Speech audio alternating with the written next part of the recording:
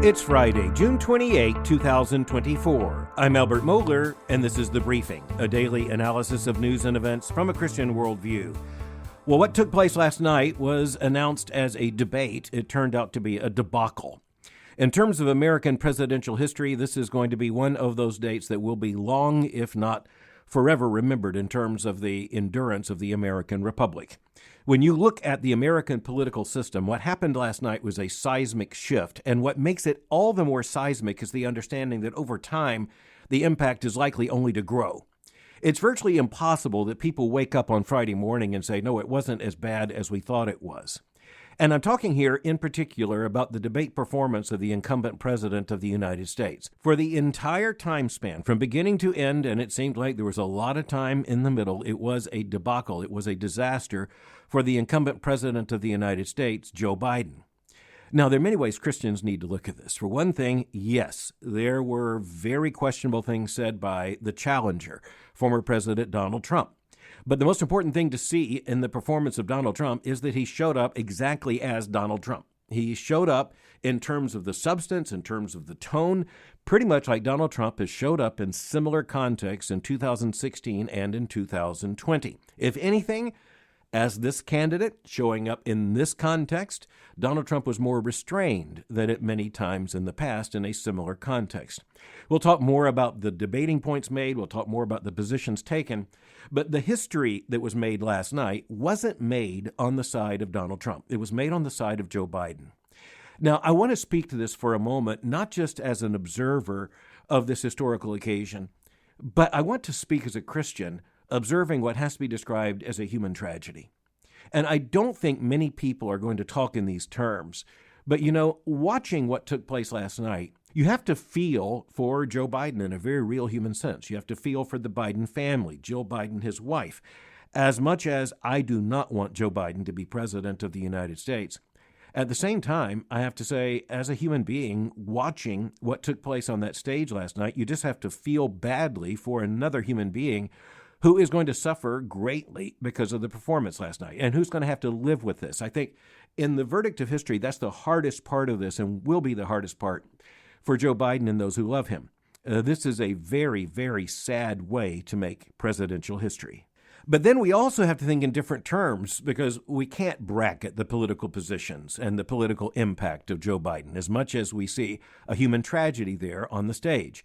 We understand that it would be an additional tragedy were Joe Biden to be reelected as president of the United States, given his positions on the issues.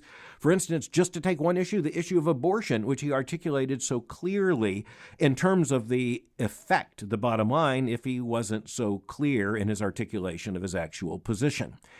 But looking at this, we recognize that the performance last night on the part of Joe Biden was absolutely historic precisely because there were so many credible fears that something would go wrong, that Joe Biden would lose his pace, that he would lose his way, that he would lose his words, lose his argument.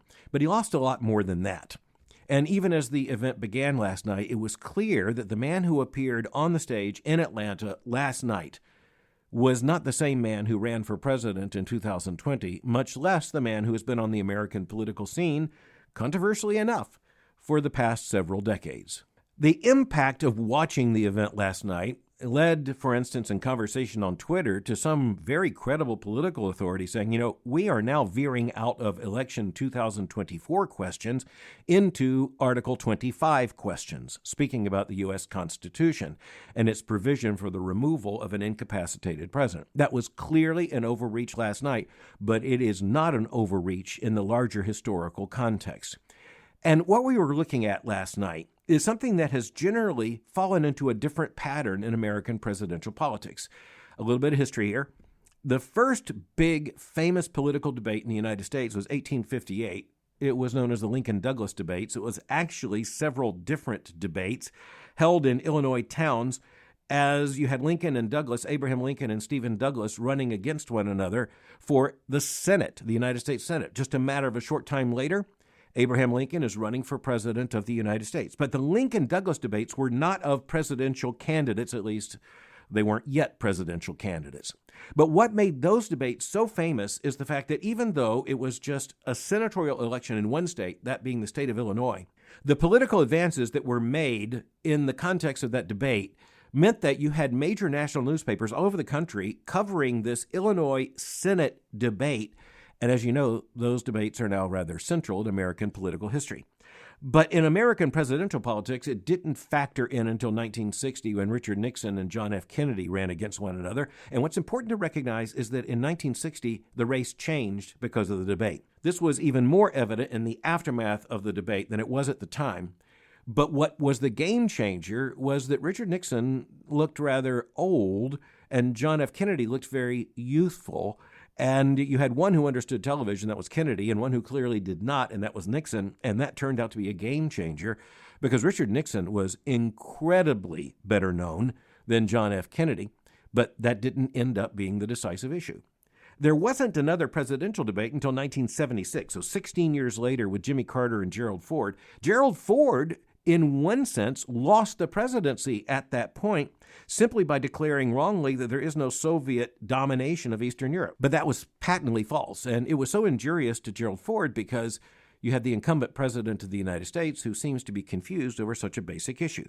You could fast forward through every 4 years, the debate cycle thereafter, and there were some interesting moments. But then you get to 2024 and you realize we're in a different territory altogether. And this first debate, many speculated, had something to do with the fact that the Democrats wanted to find out how Joe Biden would perform in this context before their national convention. And that raises a whole new set of issues. Because the biggest discussion in the aftermath of the debate last night was not anything that either of the candidates actually said. The big debate about the debate was about whether or not the Democrats would work furiously to remove Joe Biden as their nominee. But as one presidential historian pointed out last night, that would be unprecedented in American presidential history. Nothing like that will have happened before. But then again, let's be honest, nothing like that debate has ever happened in American political history before. And we had the two oldest candidates running for president of the United States ever to share a stage last night. And quite frankly, it wasn't a fantastic performance for either of them. But when it comes to Donald Trump right now, that really doesn't matter.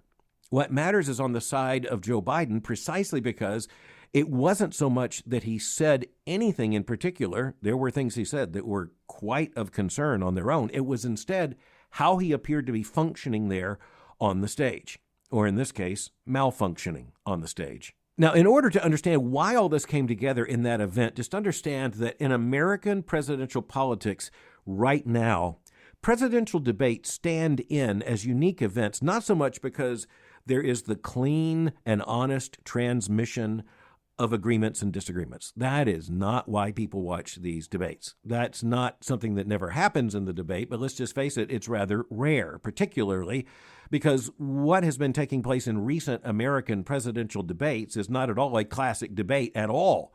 It is something of a timed exchange, moderated, and by the way, last night, moderated, I would have to say, rather well by CNN figures. And it basically comes down to a test as to whether or not the candidates can present competence, as they can articulate their positions, as they convey a basic ability, and also demonstrate some of their character and perhaps even charisma. The big question is this individual presidential? And that goes back to the 1960 debate. That was the huge game changer in 1960 with Nixon versus Kennedy. It turned out that very few people remembered anything either of the candidates had said. The debate itself was not well remembered for any policy exchange or disagreement. It was notable for the fact that John F. Kennedy looked very presidential in the eyes of many Americans, Richard Nixon less so. First time there was a televised debate, first time anyone could look presidential in a debate. The big question last night, when you had an unprecedented meeting of a former president of the United States debating the incumbent president of the United States, the question is, which of them would appear to be more presidential? Now, in one sense, neither of them in classical American political tradition appeared to be very presidential. But when it came to Joe Biden, the big issue was that he didn't seem to pass a basic competence test, a basic cognitive test. As he began last night, I think most Americans were absolutely shocked by how poorly he sounded, not only in his haltering voice, but how poorly he sounded in terms of his basic ability to reason. And that was just the beginning of what I can only describe as a debacle last night for Joe Biden. The expectation game is one that's played out before the debate takes place, during the debate, and then after the debate. Before the debate, the expectation game is, how well do we think this person's going to do? You know, Donald Trump hasn't been in this kind of debate in several years. Neither, by the way, has Joe Biden. The pattern has often been that incumbent presidents do not do particularly well in the first debate of an effort to be reelected. So that would mean people were expecting Joe Biden may be a bit rusty at this, and the reason for that is quite simple. When you are the incumbent president of the United States, just about everyone looks at you and nods and says, "Right, Mr. President." You get rather rusty in having to make arguments the way that a candidate has to make in this kind of debate. But nonetheless, what took place last night was not the traditional pattern of an incumbent president doing a bit poorly in the first debate. This was a complete wipeout. This was a complete disaster. And it would have been a disaster if Joe Biden had been the only person on the stage. Now, just minutes into the debate, there was chatter among Democrats in particular, also the media class, as to the fact that there were Democrats in open panic. I think the most interesting phrase that was used over and over again last night was aggressive panic. And I think that communicates aggressive panic. Both of those words turn out to be kind of important in this case. And by 30 minutes into the debate, you had major Democrats and others who were raising the question as to whether or not Joe Biden could survive the campaign, or even just the debate itself last night, and what options the Democrats had to remove him. Last night on CNN after the debate, and remember CNN hosted the debate, the roundtable began with John King, veteran CNN political commentator, making the opening comment. And to his credit, he didn't beat around the bush. He got directly to the point that the Democratic Party in the 2024 presidential election cycle is in a very deep crisis. He spoke very candidly of how poorly the president had performed, and quite frankly, what panic, I'll use this phrase that they used last night again, aggressive panic was setting in among Democrats. Now, here's where you need a little bit of political history to know how complicated this might get. Because on the Democratic and Republican Party side, you don't have the same rules when it comes to the nomination process. And on the Democratic side, it's been far more controversial over the years. Because in 1968, Hubert Humphrey became the Democratic nominee, and he did so without having to win a sufficient number of primaries. Basically, you had delegates at the Democratic Convention in 1968 who were so powerful they were able basically to run the party like a political machine. The left in the Democratic Party fought that, and with a youth revolution in the party at that time in the 1960s, they forced massive reforms and a new set of party rules, under the leadership, by the way, of Senator George McGovern, who coincidentally would become the next Democratic presidential nominee, by the way, completely wiped out by Richard Nixon in the 1972 election. McGovern was one of the most liberal figures ever to be nominated in American political politics. That did not go well. The bottom line is that there would be a debate among Democrats as to how they could move forward if Joe Biden is not their nominee in 2024. And so the easiest thing, clearly, for the Democrats would be for Joe Biden to resign, to withdraw from the race.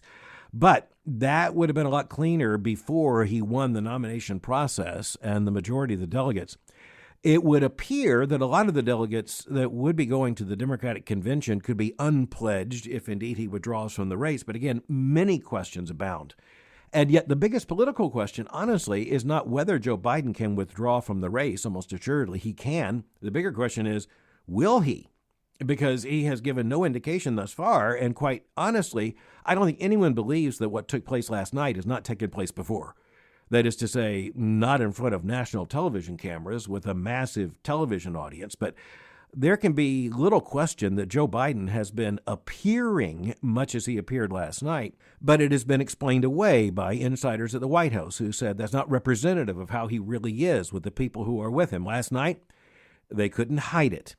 And so that's one side of it. The other side of it is, what in the world do the Democrats do other than replace Joe Biden if he does withdraw and if he is replaced with the current vice president of the United States holding the second place in the 2020 Democratic ticket, and that will be Kamala Harris, the incumbent vice president of the United States. It is very hard to imagine, given the political and ideological commitments of the Democratic Party. It's hard to believe how in the world they could pass over the person who would naturally be their first black woman, black female presidential nominee, and thus making history.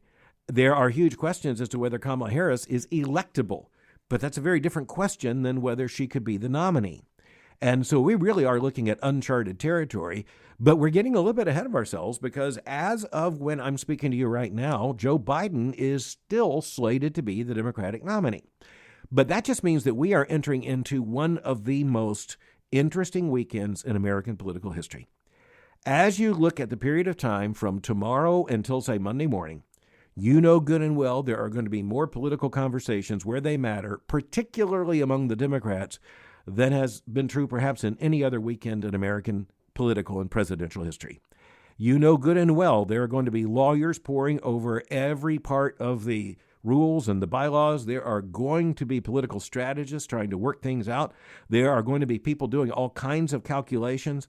And next week is going to be an incredibly interesting week. So with all that being said, I just want to remind us that from a Christian worldview perspective, leadership is a human endeavor. And that means that leadership has many different dimensions, but one of them is just the basic ability of the human being to function in this particular role. And so that's just realism, and that's central to a biblical understanding. And I think this is the book of Ecclesiastes being played out right before our eyes in times and in seasons. At the end of the book of Ecclesiastes, there is an incredible chapter about aging. And I must admit, I thought of it at several points during the debate last night, particularly as related to President Biden. But we as Christians also have to understand that that debate last night did concern some very serious issues. And so I do not want to let this pass without some attention to those issues, and in particular, first rank among them the issue of abortion. And I want to say that on this score, both candidates disappointed me. I think both candidates came short of a biblical Christian understanding of abortion. That's not to say they did so equally. When it comes to Joe Biden last night, even though he appeared to lose his argument and lose his way, you had Joe Biden declare something very interesting, and it was very subtle. I want us to pay attention to what he said. He said that it is his goal, and he was answering Donald Trump, who said that Biden would support abortion all the way up until the point of birth. He came back and said, no, that's not true. I support the legislation of Roe v. Wade, that is, making the Roe v. Wade decision of 1973 the law of the land. But I want us to note what Joe Biden didn't say last night. He did not say he would veto a far more liberal bill that would, as advocated by the center of the Democratic Party, go far beyond Roe v. Wade. And so last night it was interesting to hear Joe Biden. He mangled his argument, but he was trying to talk about the 3-trimester system of the Roe decision from 1973. And he was trying to say, that's what I want to go back to. But he did not say that he would not sign a bill that goes further than that. And I think it's because we understand that he's playing a game. It's the same game he's been playing for a matter of years now, where he says that he's personally opposed to abortion, but he really doesn't even say that anymore. That was really before 2020. But that Roe v. Wade is the law of the land. And I think it's virtually certain that President Biden, if he is reelected, and frankly, any Democrat who is elected, would indeed sign radically liberal abortion legislation. When it came to former President Trump last night on abortion, he said 3 interesting things, and all 3 of them disappointed in one sense. He said that you have to get elected. In other words, it was an extremely pragmatic statement, as if he might hold to a more conservative position, but that's just not politically plausible right now. He went on also to cite President Reagan, saying that he supported exceptions for rape, incest, and the life of the mother. And then he went further, and he said that he would not support national legislation on abortion, that he thought the issue should remain at the states. And I guess the other morally and constitutionally significant thing that Donald Trump said about abortion last night is that he was glad the Supreme Court, with his 3 nominees, had struck down Roe v. Wade. He said too much when he said that all constitutional authorities wanted the question returned to the states. Unfortunately, that's not true. But it is at least notable that Donald Trump did not run from the Dobbs decision of 2022, and he didn't run from his 3 nominees. And it's also true that his position on abortion is still remarkably more pro-life in its effect than Joe Biden's would be. But it is a disappointment. It is a retreat on the part of President Trump from where he was when he ran for office in 2016. And I think it's a retreat even from where he left office in 2020. So that's a disappointment. Other issues that came up last night, just in the midst of the debate, trying to look at it objectively, I would say the strongest arguments that Donald Trump had against Joe Biden had to do with the lack of control, an out-of-control border, and massive numbers, even millions of illegal immigrants coming into the United States. And I think he was very clear about that. I also thought he was very clear in indicting the president on our disastrous withdrawal of the military from Afghanistan. That was very powerful. I thought that President Biden rather successfully enticed the former president into talking about January the 6th. And that was near the close of the debate. It looked like the former president was going to get past talking about that issue, but he did return to it. And so at least a lot of what took place last night in terms of the content was pretty much what you would have expected. I don't think anybody was shocked last night in terms of a position articulated by either of the candidates. Nor do I think anyone was fundamentally surprised last night by the demeanor of the candidates in terms of a political demeanor. It takes us back to where we began, and that is that the reason last night's debate is going to make political history is not because really of anything that the candidates discussed.